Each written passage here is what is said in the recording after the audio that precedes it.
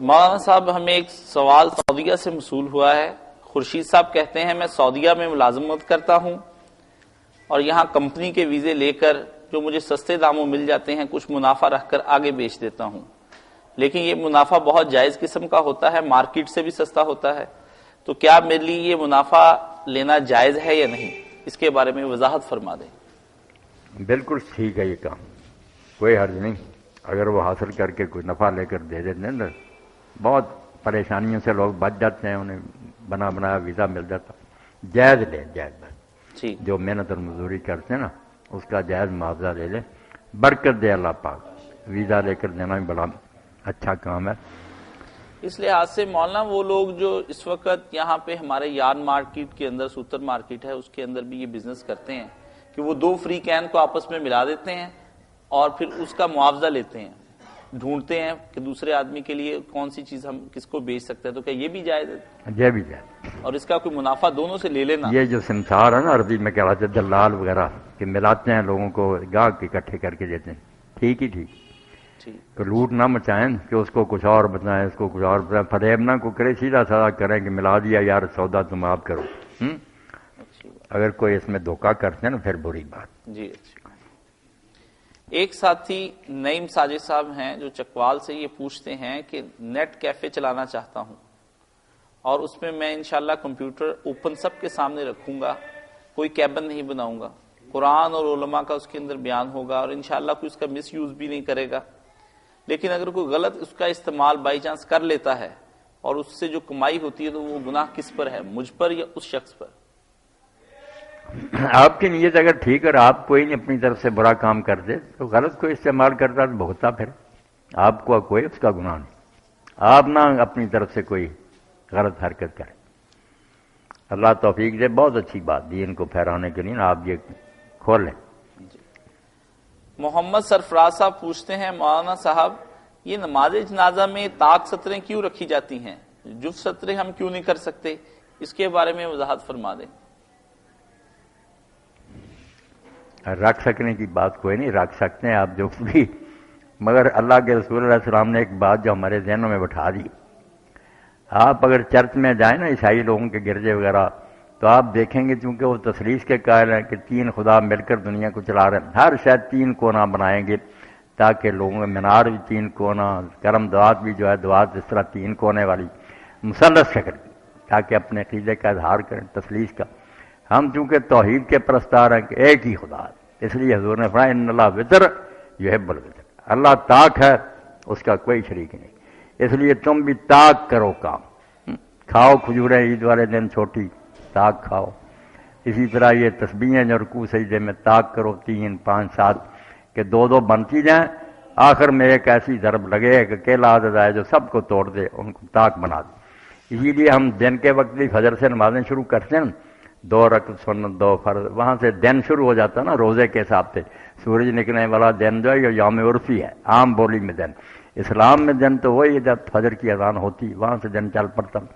مغرب تک جتنی نمازیں پڑھیں گے، اب مغرب کی نماز 3 رکھتے رکھ دیجیے کہ وہ ساری جو ہے نا جمع کرو اور 3 ملاؤ، طاق بن گئی، ایک بڑھ جائے گا توحید. پھر رات کو پڑھتے گئے اجعلوا آخر صلاتکم باللیل وتر، فجر کے وقت پھر یا عشاء کے وقت آخر میں وطر پڑھو، وہ بھی طاق کر دی. 2 پر پورا تقسیم نہ ہو، ایک بڑھ جائے گا. اس لیے فرمایا کہ اللہ وطر ہے، وطر کو پسند کرتا، تم وطر ہی کرو. تو ایک جو باقی بچتا نا آخر میں، وہ ہمیں یہ بتانے کے لیے کہ باقی مخلوق جوڑے جوڑے جو جتنے مرضی ہوں، تمہارا رب جو ہے نا الہ واحد، ایک ہی. اس لیے یہ کوئی چھوٹی بات نہیں، خیال کرنا چاہیے. توحید کی رمز ہے کہ ہمیں ایک خدا کی طرف اشارہ کرتی ہے. اللہ اکبر. انہی سرفراز صاحب نے ایک سوال پھر پوچھتے ہیں کیا نماز میں ٹخنوں سے اوپر شلوار ہونا ضروری ہے تو پھر کیوں ضروری ہے؟ نماز میں ٹخنوں سے اوپر نہیں ہونی ضروری، ہر وقت ضروری ہے. یہ جو کہتے ہیں علماء کے اوپر کر دو، اس سے لوگوں نے سمجھ لیا کہ صرف نماز کے لیے یہ حکم آگے پیچھے نیچے رکھتے ہیں. اللہ کے رسول نے اس بارے میں بہت حدیثیں فرمائی کہ جو ٹخنوں سے نیچے لباس ہے نا وہ آگ میں ہے. بہت سخت وعید آئی کہ ٹخنوں سے نیچے جو کپڑا دوزخ میں ہے. بہت اس کو برا منایا گیا. تو اوپر ہی رکھنا چاہیے، ہر وقت رکھنا چاہیے. بنوانی چھوٹی چاہیے نا شلوار جو ٹخنوں سے اوپر ہے، یہ پھر جو ہے نا اس کو اکٹھا کرنا سمیٹنا یہ بھی برا کہ اس وقت فولڈ کرتے پھرتے ہیں۔ ایک ساتھی نے ایک پورے موضوع کو ہی یہاں پر اپنے لیے سوال بنا ڈالا ہے، چھوٹا اس میں ہے کہ کس طرح کے نام رکھنے چاہیے اور کس طرح کے نام رکھنے سے رسول اللہ نے منع فرمایا۔ کسی نے مجھے یہ بتایا ہے کہ رسول اللہ صلی اللہ علیہ وسلم نے خسرو، پرویز، جمشید اس طرح کے نام رکھنے سے منع فرمایا ہے، اور مجھے یہ بتا دے کہ رسول اللہ صلی اللہ علیہ وسلم کے بچوں کے نام کس نے رکھے تھے، کون سے نام پسندیدہ ہیں، اس کے لیے کوئی جامع سی بات میرے سامنے وضاحت کریں۔ نام تو جو ہے نا والدین کی ذمہ داری ہے خاندان کے لوگوں کی کہ اچھا نام تجویز کریں، ان کے جذبات جو ہے نا اعلیٰ ہونے چاہیے کہ ہمارا بچہ اس قسم کا بنے۔ اس لیے ایک اصول تو یہ ہے کہ اللہ تعالیٰ کے نام جتنے نا ان کے پہلے اگر بچہ ہے تو عبد لگائے، رحیم ہے اللہ عبد الرحیم، عبداللہ، عبد الرحمن۔ ایک کلیہ تو یہ ہے کہ اللہ تعالیٰ کا کوئی نام لیں اس کے پہلے عبد لگا دیں کہ اس کا بندہ، عبد السلام، عبد الرحمن۔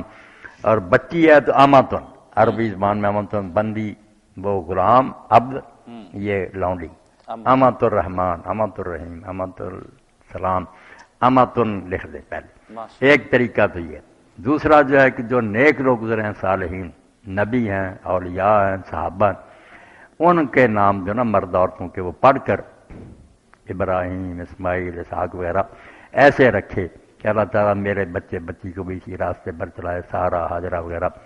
تو یہ دو کلیے جو ہے نا، باقی جن ناموں میں تکبر ہے وہ نہیں رکھنے چاہیے۔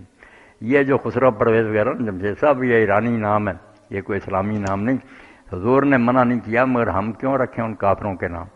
ایک خسرو تھا نام مراد جس نے حضور کا نام مبارک خط ٹکڑے ٹکڑے کر دیا، اور کتنی بدتمیزی سے اس نے کہا۔ حالانکہ مصر کا جو حکمران تھا نا عیسائی کوکس، اس نے بڑا ادب کیا، حضور کے بھیجے ہوئے آدمی کو تحفے تحائف دیے، خط ادب سے اس نے ہاتھی دان کے صندوقچے میں رکھا، ایک دل کھچر آپ کو بھیجا سفید رنگ کا، ادب کیا اس نے۔ مگر شاہ ایران بڑا بدتمیز نکلا نا، خط جو ٹکڑے کر دیا، اور بدتمیزی سے کہا، جس کا ترجمہ کیا لکھتا دشیر شتر خوردنوں سے اسمار، فردوسی لکھتا، کم بخت نے کہا کہ اونٹوں کا دودھ پی کر اور گوشت کھا کر دشیر شتر خوردنوں سے، گوئے کھاتے تھے اور اونٹ کا دودھ پہ، اربرا بجائے رسید اس کا۔ ان کا دماغ اب اتنا خراب ہو گیا کہ ملک اجمرا کنندار کہ شاہ ایران کو خط لکھ دیا کہ سلام لا ورنہ تو تباہ ہو جائے گا، تفو بڑھتا ہے چرخے کرنا۔ توبہ توبہ، ظالم کہنے لگا اے اللہ اور اے آسمان پر لعنت ہو اگر ایسا ہو جائے کہ میرا تخت اس کو اتنا ظالم نکلا۔ اور جب نبی علیہ السلام کو بتایا کہ اس نے یہ بکواس کی اور خط مبارک بھی ٹکڑے کر دیا، تو آپ نے فرمایا میرا خط نہیں ٹکڑے کیا، اپنی سلطنت ٹکڑے کر۔ بعد میں بغاوت ہوگی، قتل ہوا، سلطنت تباہ ہوئی، مسلمانوں کے قبضہ میں آ گئی۔ تو اس لیے ایسے بے ایمانوں کے نام رکھنے کی ہمیں کیا ضرورت ہے؟ خسرو اور یہ پرویز اور جمشید وغیرہ، ہم نام اسلامی رکھیں، یا اللہ کے ناموں کے ساتھ لگا دیں عبد، اما، یا پھر نیک لوگوں کے نام جو نا وہ رکھیں۔ بہت پیارے پیارے نام ہیں۔ یعنی تکبر نہیں ہونا چاہیے، ایک تو تکبر ہونا نہیں اس میں چاہیے، کوئی خود پسندی وغیرہ بھی نہیں۔ اور یہ جو ہے نا کئی چیزیں ایسی ہیں کہ اس میں پھر نحوست بھی آ جاتی ہے۔ آپ نے نام رکھ دیا برکت، رکھنا نا برکت علی بڑی، کسی نے پوچھا برکت ہے گھر میں؟ آپ نے کہا برکت نہیں۔ آپ کتنی بری بات کہ برکت نہیں گھر میں، آپ نے تو نام کی بات کی، میں فکرہ کیا؟ اس نے پوچھا گھر میں برکت ہے؟ آپ نے کہا نہیں۔ حضور نے کہا برکت فلاں، یہ سارا ایسے جو نا ایسے نام نہ رکھو کہ کوئی پوچھے تو تم کو فلاں گھر میں نہیں، فلاں کامیابی ہے، تو کتنی منحوس بات مان لینے کی، پہلے کوئی عقل کی بات کرو۔ بہت دانائی کی باتیں آپ نے سکھائی، ماشاءاللہ۔ باقی رسولہ کے بچے تو تھے، حضرت خدیجہ سے دو ہوئے، ایک قاسم تھے بڑے، دوسرے عبداللہ تھے۔ ان عبداللہ کو چونکہ وہ نبوت کے بعد پیدا ہوئے، اعلان طیب اور طاہر بھی کہتے ہیں، پاک صاحب ہے عبداللہ ہی۔ اور تیسرے بیٹے ہیں جو ماریہ قبطیہ سے اور مصری بیوی سے، ابراہیم۔ تینوں پر اللہ کا سلام، قاسم، عبداللہ اور یہ ابراہیم۔ بیٹیاں چار تھیں، زینب، رقیہ، فاطمہ، ام کلثوم۔ ام کلثوم کا نام آمنہ ہے۔ ماشاءاللہ۔ میرا ایک صاحب پوچھتے ہیں کہ میرا ایک دوست مرزئی ہے، میں اس کے ساتھ کافی فری بھی ہوں، میں اس کے ساتھ اس کے پیسوں سے کھا پی بھی لیتا ہوں، خود بھی اپنی جیب سے کھلاتا ہوں، کبھی کبھار ہم تحفے تحائف بھی ایک دوسرے سے دیتے ہیں، آیا یہ سب چیزیں جائز ہیں میرے لیے یا نہیں؟ ان چیزوں کا تو حرج نہیں، اگر تحفے ہمیں بھی لا دیں ان سے اور کوئی کھانا پینے کی چیز ہے تو ہم کھائیں گے، بالکل بہت خوشی سے کھائیں، کیوں نہیں؟ مولویوں کا کام ہی یہی ہے کہ کھائیں پئیں، مگر یہ بات جو ہے کہ ایسی دوستی کہ وہ کہیں آپ کو متاثر نہ کرے، ایسے تعلقات نہیں ہونے چاہیے کہ وہ آپ کو کافر ہی بنا دے۔ ویسے آپ عیسائی یہودی سب کے ساتھ اچھا سلوک کریں، کھائیں پئیں، کوئی نہیں منع، انسان ہونے کی ایسی اچھا سلوک ہونا چاہیے۔ رسول اللہ یہودیوں کی دعوتیں قبول کی، آپ بھی کھلاتے تھے انہیں، مگر خیال یہی رکھنا چاہیے کہ اپنا آپ بچا کر رکھنا، یہ نہ ہو کہ کھینچ کر لے جائے ادھر آپ کو۔ ایک صاحب کا سوال یہ ہے، وہ کہتے ہیں کیا مسجد کی ڈیکوریشن کرنا جائز ہے؟ کچھ لوگ کہتے ہیں یہ حضرت عثمان رضی اللہ تعالیٰ عنہ کے دور سے شروع ہوئی ہے، رسول اللہ کے دور میں مسجدیں سادہ تھیں، کس حد تک مسجد کی ڈیکوریشن کی جائے؟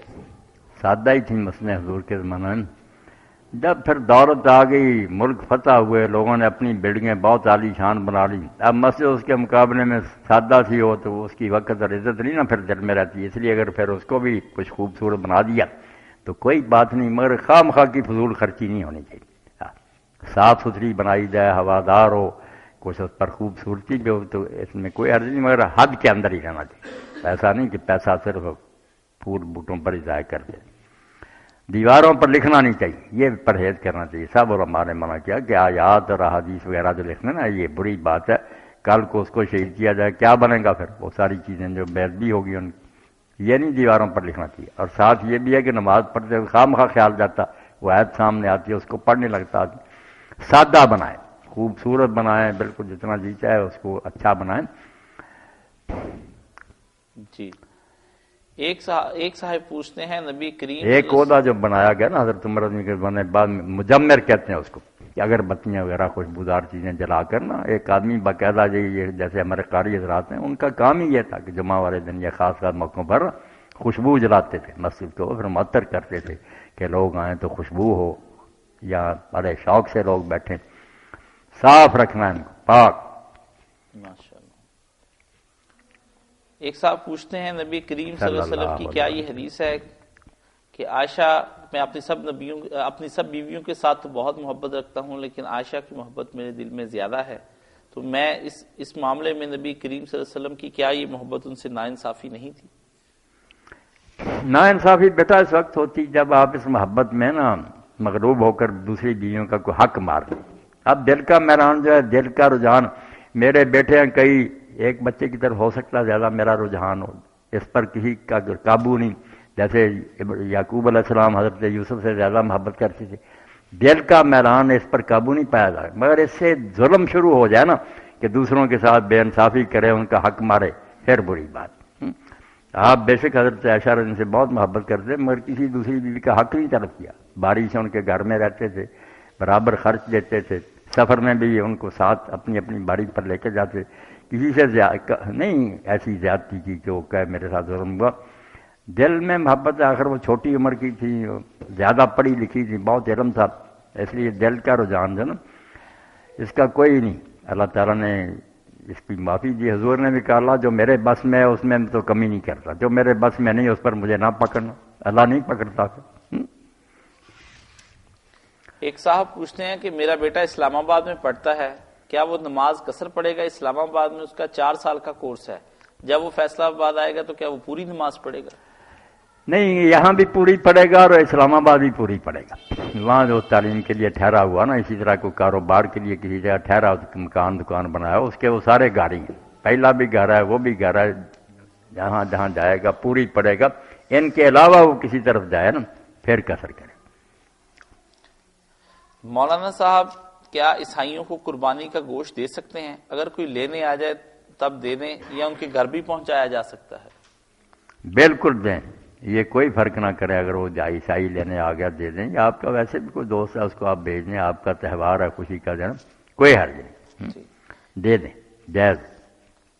ایک صاحب کا یہ سوال ہے کہ مولانا صاحب یہ فرما دیں کہ قرآن کریم میں کی جب نماز میں قرات کی جاتی ہے تو کیا اس میں صورتوں کی ترتیب رکھنا ضروری ہے، یا شان نزول کو برقرار رکھنا، یا اس کو یہ رکھنا ضروری ہے یا نہیں؟ اس کے بارے میں شان نزول کی بات تو بالکل غیر مناسب، باقی ترتیب جو ہے نا کس طرح قرآن مجید لکھا ہوا ترتیب ہے، کوشش تو کرے کہ صورت پڑھی تو اس سے آگے کی پڑھے، مگر اگر اس کے الٹ بھی پڑھے نا تو نماز بالکل درست ہے، نہ سجدہ صاحب ہے، نہ کوئی گناہ اس میں، صحیح ہے۔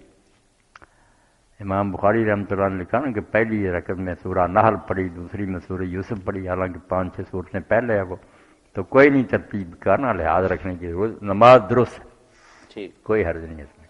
ایک صاحب پوچھتے ہیں کہ غسل کے دوران اگر شرمگاہ کو ہاتھ لگ جائے تو کیا وضو ٹوٹ جاتا ہے، نہانا دوبارہ پڑے گا اور وضو بھی دوبارہ کرنا پڑے گا؟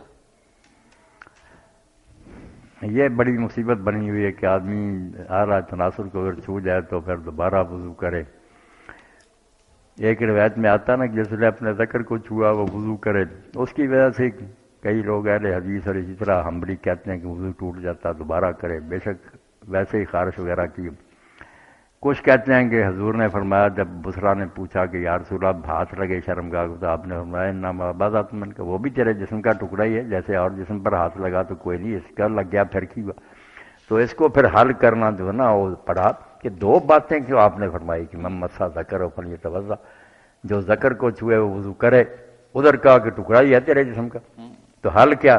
حل پھر امام مالک نے ابن قیم نے کیا، علامہ البانی نے کیا، وہی ٹھیک ہے کہ چھونا دو طرح کا ہوتا ہے۔ ایک چھونا تو ویسے ہی نا خارش ہوئی یا آپ نے جیسے باقی جسم میں ہے اسی طرح ہاتھ لگایا، خیال کوئی نہیں ویسا۔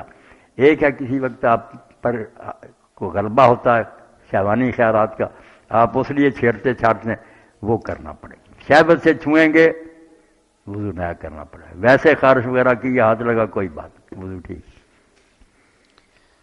ایک صاحب پوچھتے ہیں کہ نبی کریم صلی اللہ علیہ وسلم کی کیا یہ حدیث صحیح ہے کہ جہاں سرکہ ہوگا اس کا رزق کم نہیں ہوگا؟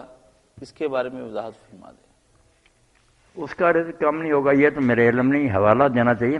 یہ ہے کہ جس گھر میں سرکہ ہے وہاں سالن کی کمی نہیں، کہ نہ بھی سالن کو پکا ہوا ہوگا، سرکہ بذات خود سالن ہے کہ اس میں آپ لقمہ ڈبو کر کھاتے جائیں، کھانا ہضم بھی بہت عمدہ ہوگا اور بڑا مزہ بھی۔ یہ ہے کہ جس گھر میں سرکہ ہے وہاں سالن جو ہے نا اس کی کمی نہیں ہو سکتی، وہ سالن ہی سالن۔ یہ بات۔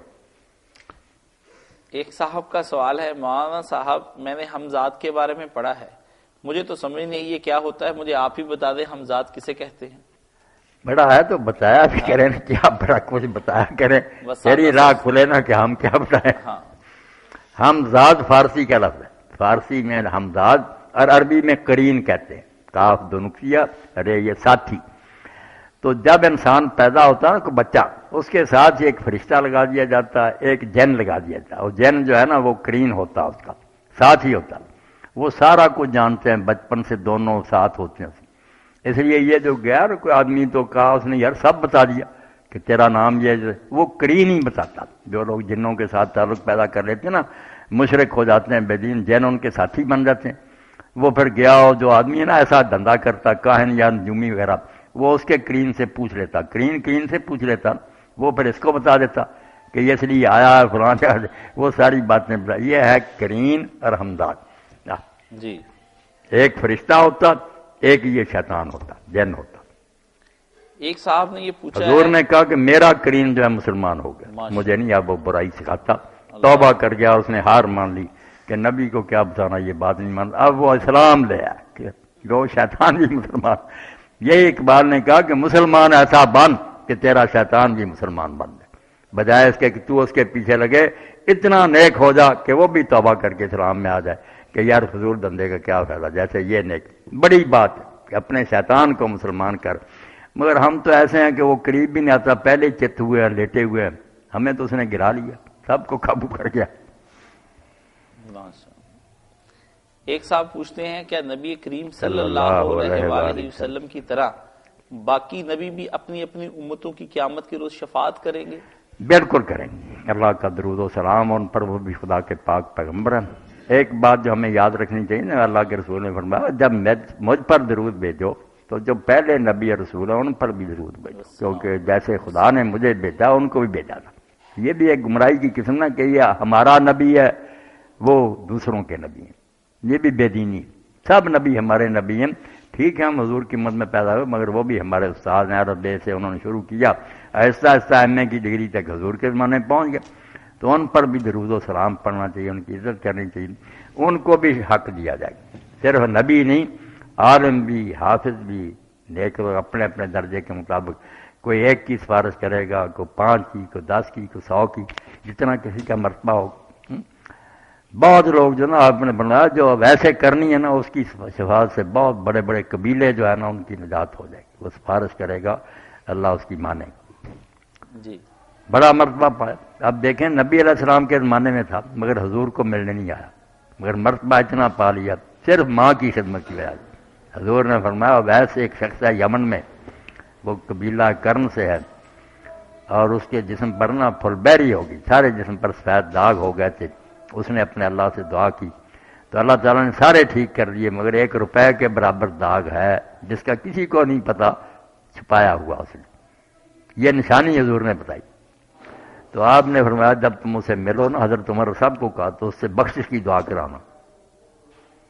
اب وجہ جو بتائی آپ نے کہ میرے زمانے میں یمن میں ہوتے ملنے نہیں، فرمایا بوڑھی ماں کی خدمت کی وجہ سے یہ درجہ پا، ماں کو نہیں چھوڑا، قربانی دے دی کہ نبی کو چلو نہیں دیکھا تو کوئی نہیں، ماں کو نہیں چھوڑا۔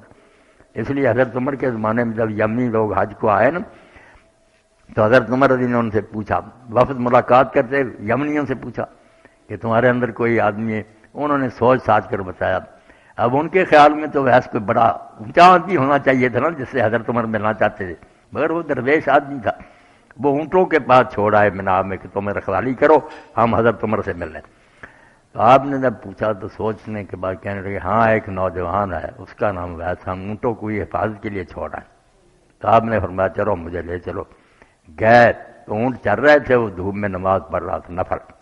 سلام جب پھیرا تو آپ نے سلام کہا اور حضور کا سلام پہنچایا کہ اللہ کے نبی نے تجھے سلام کہا تھا اور ہمیں کہا تھا کہ اس سے بخشش کی دعا کرانا۔ اب انہوں نے کہا حضرت آپ رسول اللہ کے ساتھ رہے، آپ کی خدمت میں رہے، میں تو دیکھ ہی نہیں سکا، آپ میرے لیے دعا کریں۔ تو حضرت عمر نے کہا نہیں، خود حضور نے کہا تھا کہ اس سے بخشش کی دعا کرانا۔ تو حضرت اویس نے پھر بخشش کی دعا کی ماں کی خدمت کی وجہ سے، مگر پھر جب پتہ چل گیا نا یمنیوں کو کہ یہ تو بہت مرتبے کا آدمی، پھر یمن چھوڑ گئے، پھر جا کر کوفہ میں رہ پڑے، گمنام مسجد میں آتے تھے اور پھر ہلکا ہوتا تھا، راوی بیان کرتا میں گیا، میں نے دیکھا کہ لوگ بیٹھے جگہ جگہ مسائل ہو رہے ہیں، تو جب کوئی بات آخر کو پہنچ گئی نا، حل نہ ہوتا مسئلہ، تو ایک سادہ سا آدمی بیچارہ پھٹا لباس اس کا، وہ ایک بات کہتا کہ سب کے دماغ میں روشنی آ جاتی کہ یار مسئلے کا حل تو یہ۔ تو میں نے پھر لوگوں سے پوچھا کہ یہ کون آدمی ہے یار جس کی وجہ سے سارے پھر نہ بات سمجھ، تو لوگوں نے بتایا کہ وہ ایسی ہے۔ پھر کئی دن کے بعد میں نے دیکھا کہ وہ مسجد میں نہیں آیا، میں نے پتہ کیا کہ وہ ایسے نہیں آتا ہے، لوگوں نے بتایا کہ اس کے پاس ایک ہی کپڑا تھا وہ پھٹ گیا، لباس نہیں، اس لیے مسجد میں نہیں آ سکتا۔ یہ گئے، انہوں نے پھر اپنی ایک چادر دی، بڑے خوش ہوئے ہوئے، مگر پھر وہ نہ کوفہ بھی چھوڑ گئے، پھر نہیں کسی کو ملے، پتہ جو چل گیا کہ یہ بہت بڑا آدمی۔ پھر جب حضرت علی رضی کی جنگ ہوئی نا امیر معاویہ سے، اس وقت کچھ حالات ایسے پیدا ہو گیا کہ امیر معاویہ کا لشکر غالب آتا جائے، تو اس وقت پھر حضرت علی رضی نے کہا کہ وہ کملی والا کیوں نہیں آ گیا تھا، پھر یہ ویسا آیا 100 آدمی ان کے ساتھ، اور یہ جم کر لڑے، پھر پاسا پلٹ گیا اور فتح ہوئی۔ اس جنگ میں یہ بھی پھر شہید ہو گئے، معاویہ کے لشکر نے انہیں بھی شہید کیا۔ شہرت سے بچنے کے لیے کہ لوگوں میں مشہوری نہ ہو، اس طرح چھپ کریے، ماں کی خدمت کی وجہ سے درجہ پایا۔ آپ نے کہا اس سے بخشش کی دعا کرانا، اس کی سفارش سے بہت گناہگار بخشے جائیں گے۔ تو اس دن اللہ موقع دے گا کہ نیکار لوگ اپنے اپنی حیثیت کے مطابق سفارش کریں گے۔ اس لیے اس پہ ایک سوال، اگر کوئی آدمی نیک نہیں تو نیکوں سے محبت تو کرے، اس سے بھی کچھ نہ کچھ اس کو مل جائے گا۔ نیکوں کے پاس بیٹھے، ان کی بات سنے، محبت کرے۔ احادیث میں تو یہ بھی ہم نے پڑھا ہے کہ تمام انبیاء علیہ السلام نبی کریم صلی اللہ علیہ وسلم کے پاس آئیں گے شفاعت کے لیے۔ ہاں، آپ نے بہت اچھی بات کی، وہ ہے شفاعت کبریٰ، سب سے بڑی سفارش، جو حساب شروع کرانے کے لیے، حساب ہی نہیں ہوگا، سورج قریب آیا ہوگا، زمین تانبے کی طرح ہوگی، نہ کچھ سایہ، خلق خدا تڑپ رہی ہوگی۔ اب لوگ چاہیں گے کہ کاروائی تو شروع ہو، جیسے عدالتوں میں لوگ جاتے ہیں نا، دھکے کھاتے ہیں، جج صاحب بیٹھتے ہی نہیں، وہ بھی بہت بڑی پریشانی ہوتی ہے کہ کیس تو شروع ہو۔ تو اس لیے کہ اللہ تعالیٰ کاروائی شروع کرے حساب، اس کے لیے انبیاء کے پاس جائیں گے، آخر میں حضور کے پاس جائیں گے۔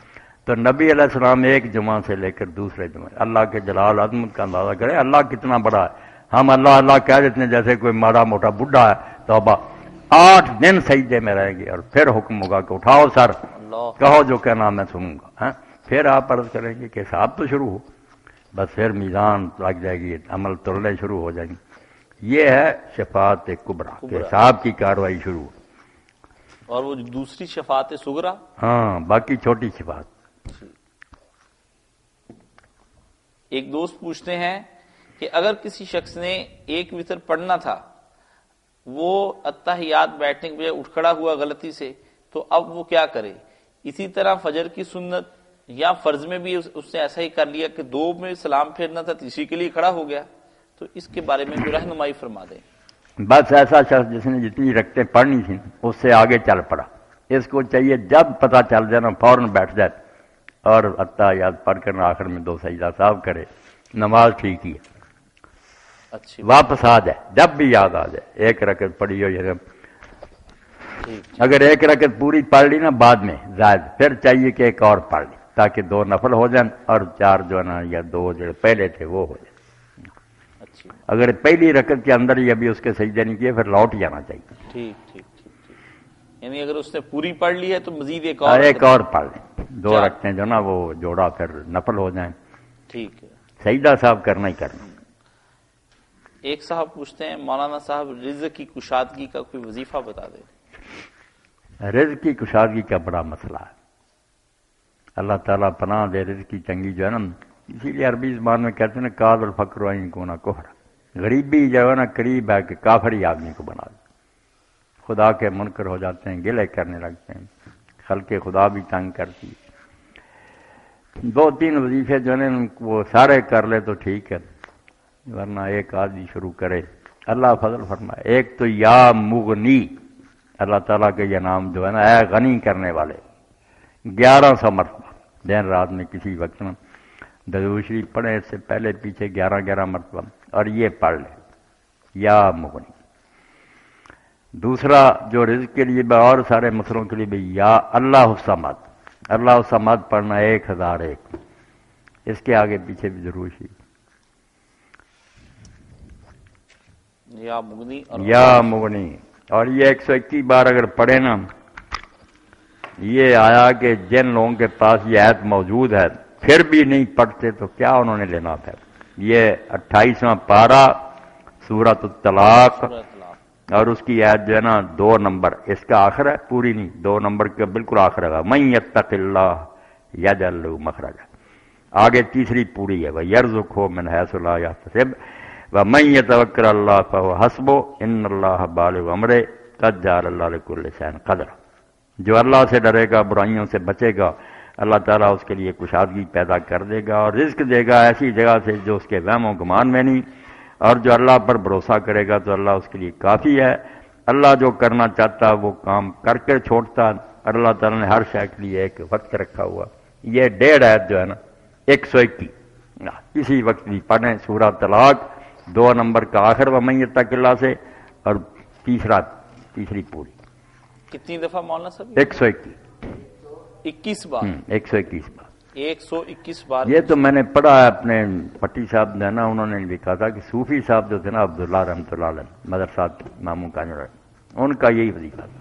بالکل یہ پڑھتے تھے اور کہتے اس کے ہوتے اور کس چیز کی ضرورت ہے. اللہ کہتا کہ میں رزق دوں گا جہاں سے وہم و گمان دوں. فضل فرمائے اللہ، پریشانیوں سے بچا کر رکھے. اسی کے ساتھ ہم آج کا پروگرام ختم کرتے ہیں. اگلی ملاقات تک کے لیے انشاءاللہ السلام علیکم ورحمۃ اللہ.